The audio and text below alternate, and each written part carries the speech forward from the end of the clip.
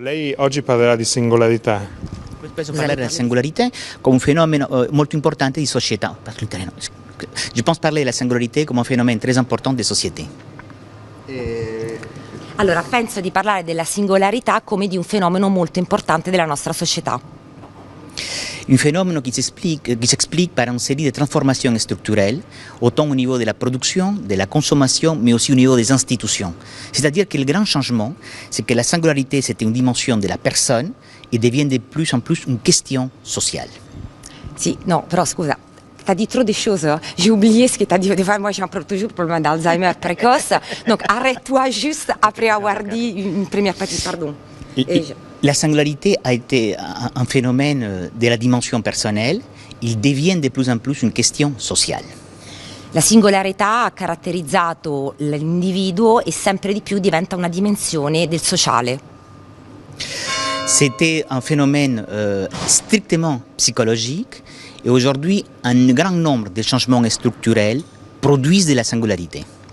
Era un fenomeno prima tipicamente psicologico e adesso ci sono una serie di cambiamenti strutturali che producono la singolarità.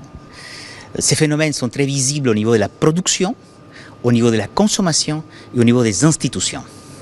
Questi fenomeni sono visibili a livello della produzione, del consumo e soprattutto istituzionale. Au niveau de la production, nous sommes dans un monde dans lequel de plus en plus nous produisons des petites gammes. Allora, per quanto riguarda la produzione, siamo in una società che produce sempre di più delle piccole gamme, delle piccole quantità. Des services de plus en plus personnalisés et d'une consommation aussi de plus en plus personnalisée. Quindi dei servizi sempre più personalizzati con una consumazione anche sempre più personalizzata. C'est aussi visible au niveau des institutions. Aujourd'hui, nous définissons une bonne institution comme celle qui est capable de donner un traitement suffisamment singulier pour chaque cas personnel. Naturalmente lo si vede anche a livello istituzionale, noi oggi definiamo un'istituzione come una buona istituzione nel momento in cui riesce a dare dei servizi personalizzati. Et c'est aussi visible aussi au niveau de la narration, dans lesquels les récits, pensons aux séries de télévision, font de plus en plus de chaque personnage secondaire une véritable histoire singulière importante. E naturalmente lo si vede anche a livello proprio di narrazione, basta pensare alle serie televisive in cui i personaggi secondari rappresentano di per sé qualcosa di estremamente importante. Et enfin, cette montée structurelle de la singularité, que l'on pourrait décliner autrement, pose des grands défis à la société. Ecco perché questa predominanza della singolarità pone anche una serie di sfide alla nostra società. Trois défis simples. Le premier, c'est que cette société traite de plus en plus des cas singuliers pour traiter des questions sociales.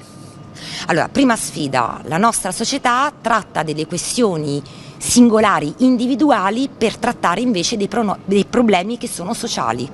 Les langages structurels des classes, des nations ou des groupes collectifs cèdent la place à des analyses autour des expériences personnelles.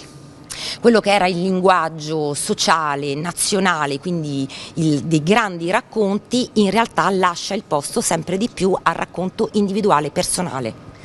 Deuxième défi tout aussi important, notre société est de plus en plus confrontée à un traitement singularisé des phénomènes de justice. Allora, altra sfida, la nostra società tratta in maniera singolarizzata i fenomeni di giustizia che invece sono dei fenomeni globali. Et du coup, il est nécessaire chaque fois, pour pouvoir faire de la justice, trouver la justesse d'une loi générale avec des situations extrêmement particulières. E naturalmente questo pone il problema di cercare di capire come una legge che per definizione è generale si può applicare a delle situazioni specifiche. Et puis, troisième grand défi, il est évident que les sociétés contemporaines sont traversées par un conflit majeur entre l'omogénéité et l'hétérogénéité. Terza sfida, è chiaro che le nostre società sono tutte attraversate da una lotta sistematica tra omogeneità e eterogeneità che si tratta di analizzare e di capire. Et la question centrale, c'est que l'hétérogénéité est en train de devenir une véritable valeur collective. Con il problema supplementare che l'eterogeneità sta diventando una specie di valore collettivo.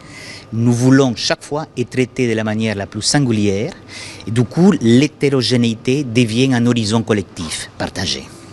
Vogliamo essere trattati in maniera specifica e da questo punto di vista mi sono persa. Et de questo punto di vista, Non dirlo in francese, pardon. l'eterogeneità diviene un horizon collectif. Allora, vogliamo essere trattati sempre di più in maniera specifica e da questo punto di vista l'eterogeneità diventa l'orizzonte. Nous voulons vivre dans des sociétés dans lesquelles on puisse organiser collectivement la plus grande expression de l'exploration de la diversité des grammaires des vies personnelles. Vogliamo vivere in una società in cui si analizzi da un punto di vista globale l'estrema eterogeneità delle esperienze individuali.